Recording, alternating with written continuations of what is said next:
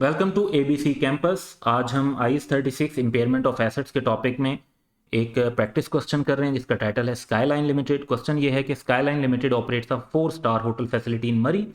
Hotel was constructed at a cost of 300 million 5 years back, यानी 5 साल हो चुके हैं।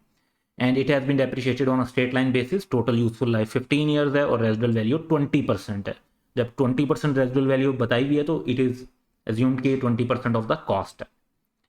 There are indications that property is not performing as expected due to opening of a competing hotel nearby। ये तो एक competitor के आने से एक इंडिकेटर ऑफ इम्पेयरमेंट मिल रहा है। और significant drop in number of tourist to the area because of terrorism, तो उस वजह से भी प्रॉब्लम आ रहा है। तो दोनों सूरतों में कैश इनफ्लोज जब रिड्यूस हो रहे होंगे तो ये इंडिकेशन ऑफ इम्पेयरमेंट है। There is a 40% probability that hotel will generate net cash flows of 40 million per annum, और 60% प्रोबेबिलिटी है कि सिर्फ 20 मिलियन भी हो सकता है for its remaining useful life, जो कि 15 में से 5 साल जो गुजर चुके हैं तो 10 ईयर्स की लाइफ है। And it is now estimated that net disposal proceeds at the end of useful life will be negligible. तो पहले डेप्रिसिएशन जो भी चार्ज होती आ रही है, लेकिन अब चांस ये है कि शायद डिस्पोजल प्रोसीड्स कुछ भी ना हो या बहुत मामूली है।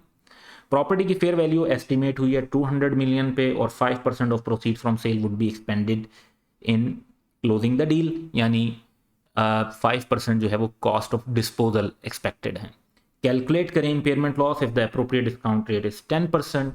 तो सबसे पहले हम कैरिंग अमाउंट कैलकुलेट करने की तरफ चलते हैं।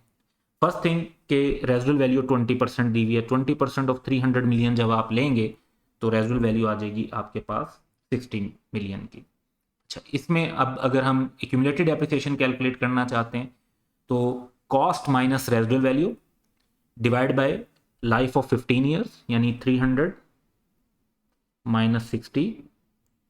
15 से डिवाइड करेंगे 1 साल की डेप्रिसिएशन आ जाएगी, 5 से मल्टीप्लाई करेंगे 5 ईयर्स की डेप्रिसिएशन आ जाएगी, जो कि बनती है 80। तो 300 का आपका एसेट है, 80 की उस पर अब तक डेप्रिसिएशन चार्ज हो चुकी है, तो कैरिंग अमाउंट आपके पास 220 मिलियन आ गए। सेकेंड नंबर पर हम देखते हैं वैल्यू इन यूज को। तो वैल्यू इन यूज में देखें कि 40% प्रोबेबिलिटी ये है कि 40 मिलियन के पर एनम कैश फ्लोज होंगे, तो ये बन जाता है 16 मिलियन। और 60% प्रोबेबिलिटी ये है कि जस्ट 20 मिलियन के होंगे, तो ये बन जाता है 12 मिलियन। इन दोनों को ऐड कर लें तो प्रोबेबिलिटी वेटेड कैश फ्लोज आ जाते हैं हमारे पास 28 मिलियन के, यानी हमें 28 मिलियन के कैश फ्लोज को अपनी कैलकुलेशन में यूज़ करना चाहिए। अच्छा, अब क्योंकि per annum same cash flows हैं तो एक एन्यूटी का हम फार्मूला लगा सकते हैं।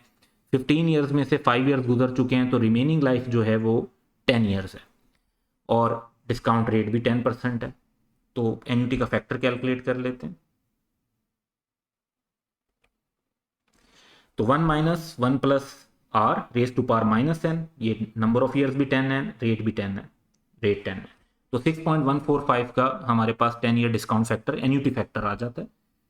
अब अगर आप 28 मिलियन को 6.145 के साथ मल्टीप्लाई करें तो प्रेजेंट वैल्यू आ जाएगी 172 million, which is value in use.